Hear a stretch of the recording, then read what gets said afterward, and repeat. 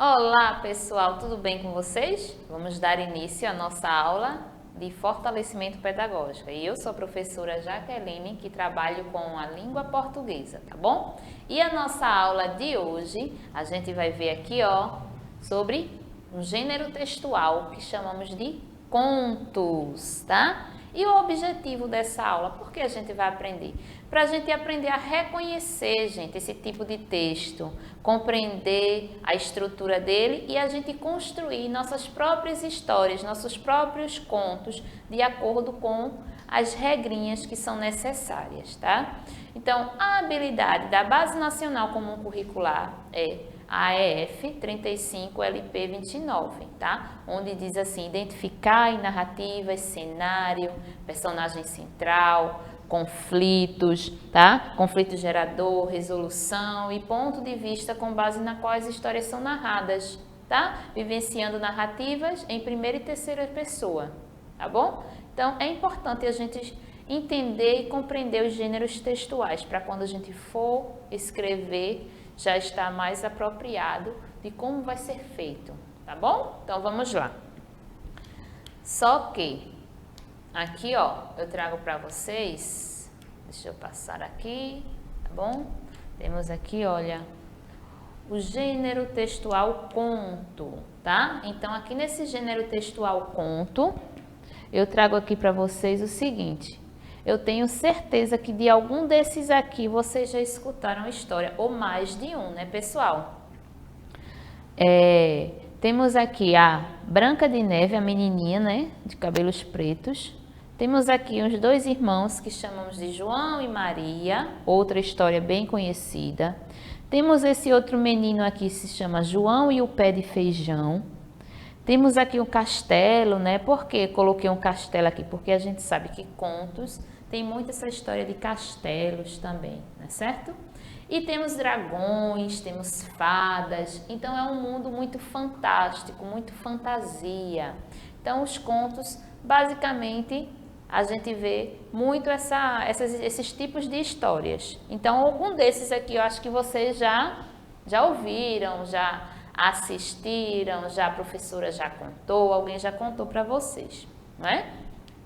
Então aqui, diz o seguinte, que conto, tá? É uma história que é contada por um narrador, né? Precisa de uma pessoa para contar. Se passa em um mundo de fantasia, de seres fantásticos, que são as personagens, e mostra os acontecimentos que esses personagens vivem.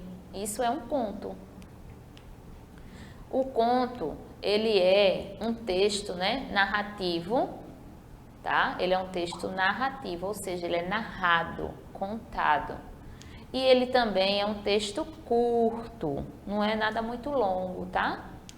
Então aqui, a estrutura. Qual é a estrutura desse tipo de texto, desse gênero textual? Temos a introdução, temos o desenvolvimento, temos o clímax e temos o desfecho, onde a gente vai abordar cada um e compreender. Aqui, eu digo que eles têm sempre um início, onde é a introdução, que a gente falou agora há pouco, a gente chama também de início, tá? Que é o lugar, né, a parte do texto que a gente conta, onde passa a história e apresenta os personagens, tá certo? Temos o meio é o desenvolvimento que eu falei, a gente pode dizer também é o meio da história, onde ele traz o conflito, o problema para as personagens resolverem. E temos o final, que também chamamos de desfecho. O desfecho é o final, onde eles vão resolver ou não aquele problema que foi levantado no desenvolvimento da história, tá? No meio da história. Temos aqui o conto da Bela e a Fera. Quem conhece? Acredito que muitos já tenham escutado essa história, né? Até mesmo assistido um filme, porque também tem filmes sobre esse conto. Então vamos lá. Era uma vez um príncipe belo e muito rico, mas que não tinha um bom coração. Não era amado pelos que o cercavam e nem era capaz de amar. Certa noite, encontrou em seu castelo uma velhinha que pedia abrigo durante a tempestade. O príncipe, egoísta e vaidoso, recusou a ajudá-la, por achá-la feia e mal vestida. O que ele não sabia é que ela era uma feiticeira disfarçada. Ela jogou nele um feitiço, então. O príncipe se transformou numa fera monstruosa e todos no castelo viraram objetos. O encanto seria desfeito no dia que ele pudesse amar e ser amado. Longe dali vivia Bela, uma moça muito bonita e inteligente. Bela era filha de um comerciante que sempre viajava.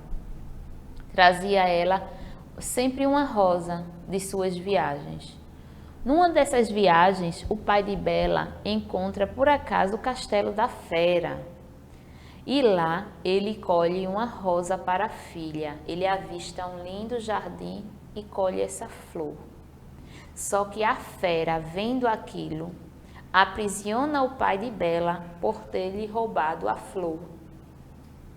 Bela então fica sabendo, vai em busca do pai e lá pede para ser substituída, trocada, pede para que a fera liberte o pai e ela fique no lugar dele como prisioneira. E assim a fera fez. E com o passar do tempo, a Bela e a fera foram se tornando amigos. Enquanto ele se encantava com a sua beleza, sua inteligência, a sua gentileza e bondade, ela também percebia que aquela fera, apesar da sua feiura, tinha bondade em si e a tratava muito bem. Então, depois de um longo tempo, a fera resolve libertar a Bela para visitar seu pai. E a Bela acaba demorando mais do que o esperado. Aí a fera fica doente de tristeza, quase morrendo. Bela, ao voltar, percebe seu amor pela fera e lhe dá um beijo que o transforma num belo príncipe. E o encanto foi quebrado. E daí em diante os dois viveram felizes para sempre. E vamos analisar, pessoal. Aqui essa história eu tenho o quê? Eu tenho, olha, o título, não é? Como eu falei para vocês que é necessário o título. Temos aqui, ó, circulando o título. Depois do título eu tenho a introdução, onde fala que é um príncipe que mora num castelo, não é? E depois aqui a gente começa com o desenvolvimento, que é essa segunda parte aqui do texto. Ó, tá vendo? Onde as setinhas estão indicando. Isso aqui a gente chama de desenvolvimento ao meio da história, que é onde vai acontecer todo o drama, onde mostra que a Bela foi aprisionada, etc. Isso aí é chamado de desenvolvimento, é onde acontece o desenrolar da história. Depois aqui temos o clímax, também faz parte do desenvolvimento, mas é aquele ponto tchan da história, onde falou aqui que a Bela, né, foi trocada no lugar do pai, né, e eles começaram a se tornar amigos e tudo foi mudando o contexto da história. Esse é o clímax, o ponto forte da história. E aqui, por fim, temos o último parágrafo como desfecho. O que é o desfecho? É o final, o que aconteceu, né? No caso aqui dessa história, os dois se apaixonaram, né? A Bela quebrou o encanto da fera e eles viveram felizes para sempre. Esse daqui a gente chama de conto de fadas. Mas a gente tem também outros exemplos de contos, tá? Eu tenho aqui, ó, os três porquinhos, temos o patinho feio, Chapeuzinho Vermelho, Alice no País das Maravilhas, que são outros contos também bem famosos e bem conhecidos por toda a criançada aqui, né? E os tipos de conto? Existem só contos de fadas? Não, existem outros tipos também que a gente vai ver isso agora. Existe, olha, contos de fadas, contos de terror e contos fantásticos, tá? E contos de aventura também. No caso aqui dos contos de fadas, são velhos conhecidos da infância, né? São gêneros medievais que ainda fazem muito sucesso. E esse tipo de narrativa tem personagens folclóricos, né? Que são fadas, gnomos, animais personificados, tá? Temos também aqui um conto de terror. Existe também contos de terror, né? Que é um relato literário ficcional, de ficção, que tem o objetivo de provocar sentimentos do medo no leitor. Neste sentido, apresenta as histórias vinculadas às temáticas que mais aterrorizam os seres humanos, como a morte, as doenças, os crimes, as catástrofes naturais, os espíritos e as bestas sobrenaturais, tá? Já são aí para os maiorzinhos, né? Que gostam muito dessas histórias de terror. Temos os contos fantásticos, também contos fantásticos, que é um gênero também literário, que se caracteriza por trazer curtas narrativas e que tem a presença de elementos inexplicáveis ou impossíveis, que podem ser explorados tanto para o maravilhoso como para o horror. E temos também os contos de aventura, que são aqueles que descrevem as ações desenvolvidas por personagens, tá? Representando sempre um valente herói, sempre tem um herói na história, aquela pessoa que é bem corajosa, que vive as mais surpreendentes situações. O aventureiro, ele enfrenta desafios e se envolve nas diversas aventuras, né, para escapar do perigo. Eu coloquei até aí, ó, o Peter Pan é um exemplo de um conto de aventura. E os elementos do conto? Temos os personagens, né? Que são esses elementos que correspondem aos seres que executam ou que fazem, sofrem essas ações durante toda a história, né? Então, às vezes são seres humanos, às vezes são animais, plantas, também objetos humanizados. Quando eu falo aqui em objetos humanizados, eu cito aqui a história da Bela e a Fera, que tem lá no Castelo da Fera os objetos, a xícara, o bule, o espanador, que são, né, personagens falantes. Temos o narrador. O narrador é aquele que conta a história ao leitor. Existem 3 tipos de narradores. O de primeira pessoa, que é aquele narrador personagem, é aquele que participa da história. Ele narra e ele também está inserido na história. Temos o narrador observador, ele não participa, tá? Como o nome já diz, ele só observa e conta a história. Ele não participa da história. E temos o narrador onisciente, que é um narrador que também não participa da história, mas ele é um tipo de narrador que conhece o pensamento dos personagens e ele se posiciona um pouco mais, tá bom? Temos também aqui, ó, o tempo. O tempo é muito importante, né? Quando a gente fala de tempo, é a época que a história está ocorrendo, que está acontecendo. É a ideia de tempo, né, na narrativa. Como aqui nessa imagem, vocês estão vendo aí, essa imagem a gente percebe que já é um tempo o quê? Um tempo de medieval, na época medieval, onde tem castelos, princesas, príncipes, não é? Temos o espaço. Quando eu falo de espaço, é o cenário no qual esses personagens eles executam e sofrem as ações que compõem esse enredo. E o enredo, ele é definido como uma sequência de ações que compõem a história, né? É o enredo que traz o início, o meio e o fim da história. E o conflito? O que seria o conflito? Ele pode ser definido pela situação-problema, vivenciada pelas personagens em uma narrativa.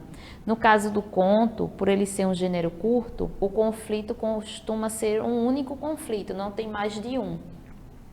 Como aqui essa imagem, a gente tem aqui o conto da Rapunzel. Qual é o conflito? É a bruxa, né, ter colocado ela aí, ela ter vivido aí um longo tempo e se tornado adulta na torre. Então, o grande conflito disso é quando o príncipe resgata a Rapunzel dessa torre. Tá? Então, aqui a gente vai ver um exemplo de conto agora. Vamos ver. Temos aqui, ó, o conto de João e Maria, tá? Esse conto é muito famoso, bastante antigo. É um conto que é dos irmãos Grimm. Os irmãos Grimm, eles são contistas, né? são escritores de contos, tá? Não é do Brasil, mas assim, eles são muito famosos por escrever grandes contos que a gente conhece. Então, João e Maria é um desses. Então, vamos lá. Era uma vez duas crianças, João e Maria. Eles eram filhos de um lenhador. O que vamos fazer com essas duas crianças se não temos o que comer? Disse a madrasta. Vamos deixá-las na floresta, que talvez por lá elas consigam descobrir um jeito de sobreviver. Aí o lenhador, que era o pai das crianças, disse: não, não, não, eu não quero e nem pense nisso. João, sem querer, ouviu essa conversa. Foi para o quintal, encheu os bolsos de pedrinhas e no dia seguinte as crianças foram com o pai e a madrasta para cortar a lenha na floresta e lá foram abandonadas. Mas João marcou o caminho com as pedrinhas e ao anoitecer conseguiu voltar para casa com a Maria, sua irmã. O pai ficou muito feliz, mas a madrasta não. Então, mandou-os dormir e trancou a porta do quarto. Como era malvada, ela planejou levá-los ainda mais longe no dia seguinte. Entretanto, João não conseguiu sair do quarto para apanhar as pedrinhas, pois a sua madrasta tinha trancado a porta. Antes de saírem para o passeio, receberam para comer um pedaço de pão velho. João, em vez de comer o pão, guardou-o. Depois, ao longo do caminho, jogava os pedaços do pão, no chão, para marcar o caminho de volta. Chegando a uma clareira, a madrasta ordenou que esperassem até que ela colhesse algumas frutas por ali.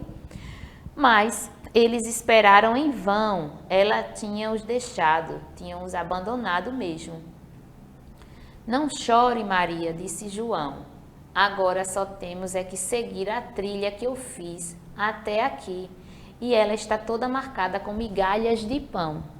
Só que os passarinhos tinham comido todas as migalhas de pão deixadas no caminho. As crianças andaram muito, até que chegaram em uma casinha toda feita de chocolate, biscoitos, doces, e eles, famintos, correram e começaram a comer. De repente apareceu uma velhinha dizendo: entrem, entrem, que lá dentro tem muito mais para vocês. Mas a velhinha era uma bruxa e aprisionou João numa jaula para que ele engordasse. Ela queria devorá-lo bem gordo e fez da pobre e indefesa Maria sua escrava. Todos os dias, João tinha que mostrar o dedo para ela, sentir se ele estava engordando.